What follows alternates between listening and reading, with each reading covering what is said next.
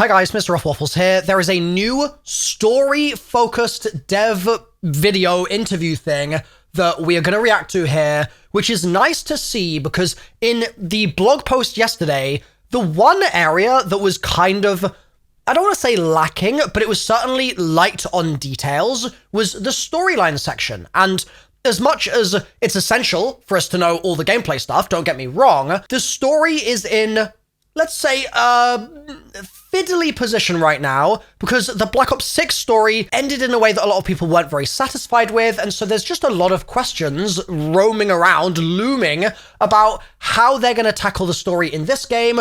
We've got these brought back characters that are sort of not brought back characters in premise, except it's not premise. There's a lot of anticipation and concern about how they're going to be dealt with and whether it's going to be tasteful and all that sort of stuff. And so that's why this video is really important to see, and it's good to see. Now, there's a balance to be found. We don't want the story to feel like something we're being spoon-fed, because that wouldn't be zombies, but at the same time, we do want to know that they've got some cool plans ahead, right? So let's just see what they say. There's a lot of nuance in the way that we evaluate the story. There's a lot of balance to be found and stuff. So I'm just going to kind of pause it as we go. We'll listen to what they say and break down my initial thoughts here. The entire story takes place within the Dark Aether.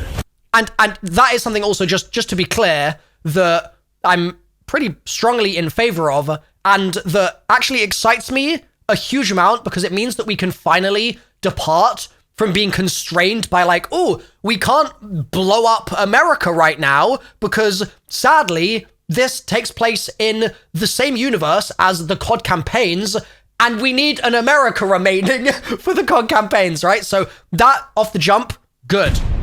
Ashes of the Damned is really our gateway into that experience. And now we're in its beating heart.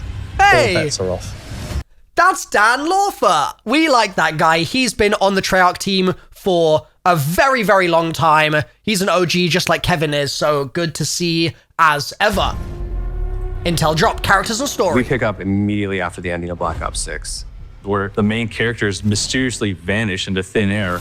And they are teleported at the end of Reckoning to their arrival in the Dark Aether. Yes. We're really experiencing it through the lens of the Black Ops 6 crew and now the Black Ops 7 crew that we're going to meet immediately. Welcome to the party. They come from different timelines, different realities. Nikolai is a Soviet tanker in their 1980s conflict in Afghanistan. Takeo hails from 16th century feudal Japan. So it seems like they might be basically reiterating the information that we learned in the blog the other day, which actually is probably essential because there's been so much information in the blogs, bro. So much information. And I'm convinced the broader player base doesn't read blog posts. I'm absolutely convinced of it. I think that the generic zombies fan out there doesn't even know the blog posts exist. But is there a chance that they might see one of these intel drops in their Instagram Reels feed or on Facebook or in their TikTok For You page? Maybe. I think that there's a little bit more of a chance of that. So it's good. As much as it's reiteration, and normally I'd be like, we already knew this, like, give us new information. Ironically, this time around, I am actually like, yeah, they kind of need to reiterate that, like, quite heavily here. Disgraced samurai. Dempsey, fresh from battle in Vietnam. Last but not least, Richtofen comes from the 1940s in a timeline in which Germany won World War II. Which is just such a peak decision. It's so good. When they originally teased that they were doing this, or rather, I should say, when it originally leaked that they were doing this was not a purposeful tease, or at least wasn't as far as we know. Who knows whether they maybe intended for something to leak in a certain way just to sort of set the scene. I was so excited. Regardless of how it happened, I was so excited. The prospect of zombies playing with alternate timelines again, music to my ears, man, because again, when we're locked into the campaign timeline, we are locked into mid. We are literally locked into mid. And this means that we can pull from peak. And so even if we're bringing peak to mid, we can still create little offshoots like, oh, we're in the Dark Aether now, we're back in peak. Like, it's good. It is very promising. It's very promising. It's promising. I know you're seeing a face and a name that you think you know, but I guarantee you don't know these guys. Interesting. The 8 characters in our dedicated crew are confronted by a powerful being who drains their life essence and then leaves them to contend with the hazards that they'll find in the Dark Aether. Notice he said life essence again. So in the blog post, they talked about the essence being sucked, right? Like the bloke here, this fellow with the skulls in the cages, he's the one sucking their essence. But it's interesting that he doesn't say souls. Now, I've seen a lot of community conversation on Twitter saying, well, it can't be their souls because it doesn't make sense for them to have souls now. And I just want to jump into this discourse here and say, you guys are tripping.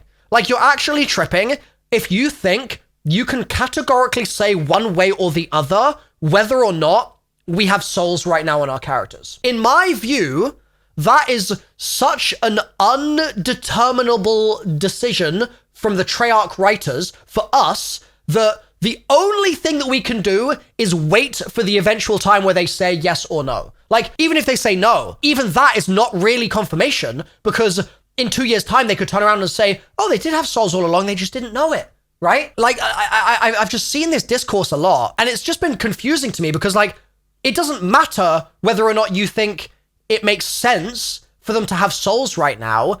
The rules are different. Like, we are not playing by the rules of the previous universe. Yes, in the previous universe, people had souls at certain times. People didn't have souls at certain times. There was a whole story arc that revolved around that exact question, right? And just because that story arc ended doesn't mean that we are perpetually living with the consequences of it in a new universe that plays by its own complete different rules. Do you know what I mean? Like, there may be souls out there that are not souls in the, like, Monty framework. They could be souls in the new framework. We just don't know. So I would say that it's interesting that they keep referring to essence here, but let's be careful about what further assumptions we make when we start talking about other topics and other areas of the conversation. Almost impossible, but not Sorry, unbeatable. I cut her off a little bit. Let's go. Hazards that they'll find in the Dark Aether. Our new antagonist is formidable, almost impossible, but not unbeatable. You're gonna have to play and find out. Not unbeatable. Okay. Does that imply that we will end up beating this villain by the end of Black Ops 7? Because I've sort of been looking at this with the assumption, or with the maybe low-key, like, hopeful thought that this might be a villain that would actually last a little while. Like, someone we can build up, and maybe we deal them a devastating blow in this game, perhaps. Maybe we make them hella mad in this game. But I've sort of been under the impression that they must be so powerful that they're not just going to be a one and done, right? But maybe they are. I don't know. It's too early to say. The dam is huge. The sky has crazy lights. Wait, I just realized. This looks like a person. I've never, like, really observed this in the silhouette before. Doesn't this look like shoulders? This look like a neck?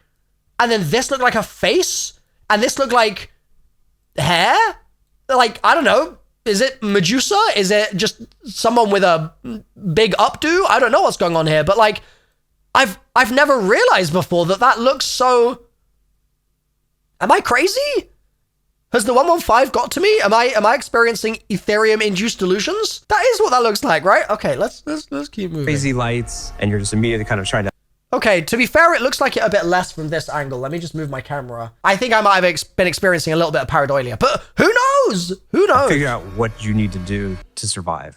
Kill them or be killed. The Dark Aether, you could think of it as like the Bermuda Triangle. So over time... They love that phrase. They love that phrase. They've used it like 10 times now. On Earth or elsewhere, various locations were drawn in and brought here. Anything that falls out of a realm, the chances are it's going to turn up in the Dark Aether. Ooh, that's a juicy line. Wait, one more time. On Earth or elsewhere, various... First of all, I think that this pyramid POI just looks so sick. I can't wait to interact with this in-game and see who's going to talk to us from inside the pyramid, first of all.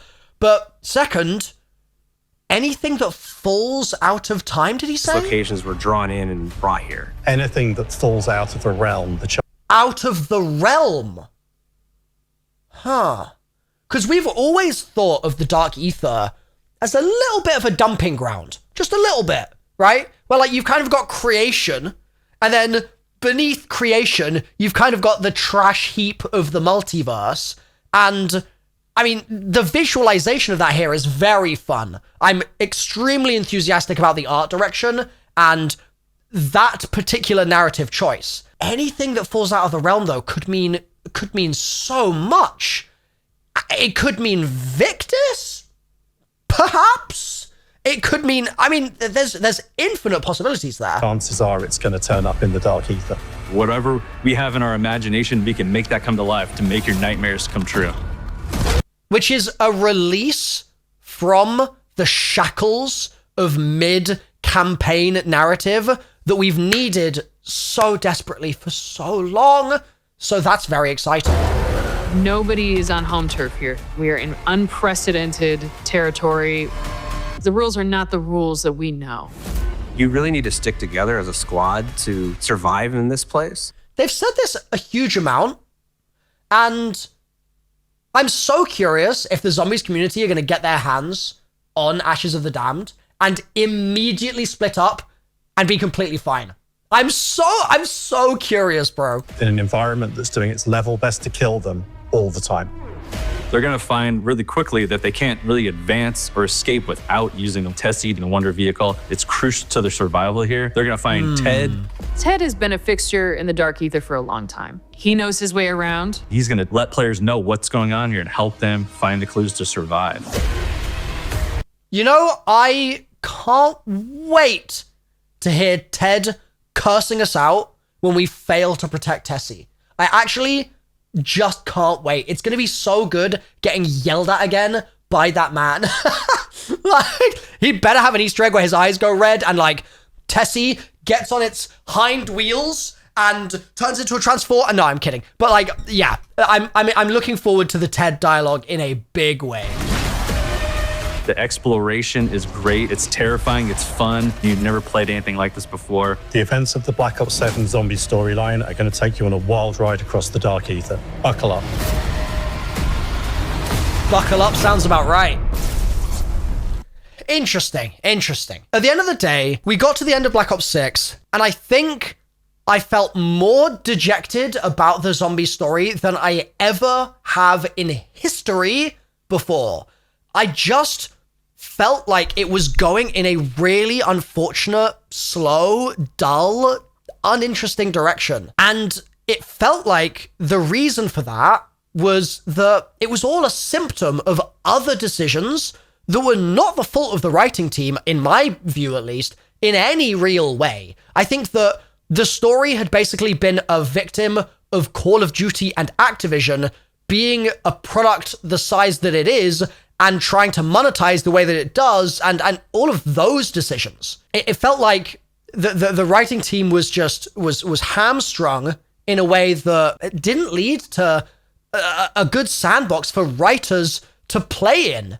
And it really feels like there's a chance, and I want to be so careful about this because I'm the last person to blindly hype things up, right? As you guys know, I'm very careful about just blindly being like, this is going to be the best thing in the entire world. Call of Duty is like so back times a million, right? Like, I want to be very careful with the platform I have not to set false expectations. But what I can at least say for this is that the premise that they have established here is more interesting than anything they've done the last 5 years. The premise. Now, that does not mean the execution's going to be good. That does not mean that we're going to get this one pretty cool cutscene that we just saw there, and then all the other intros are going to be boring, bland, and suck at. Like, we just don't know. But being in the Dark Aether with multiple timelines of multiple characters at least means that the writers can play around a bit.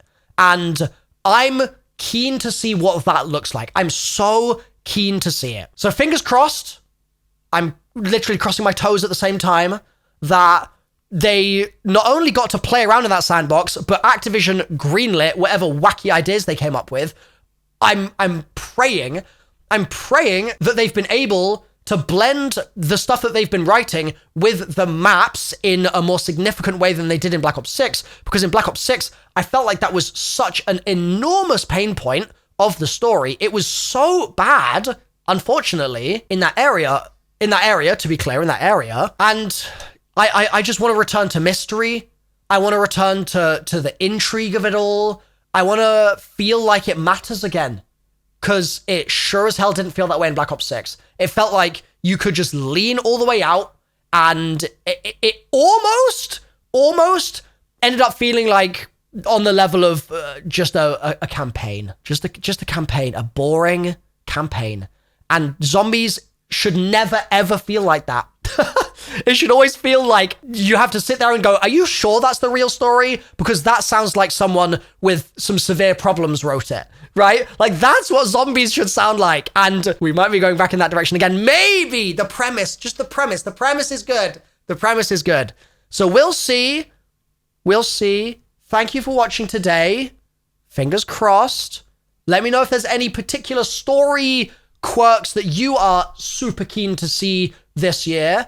And I'll keep my foot on the neck of Activision to try my best to make sure that they do this story right. Because when they get it right, there is no better media out there. And I know that they have the potential.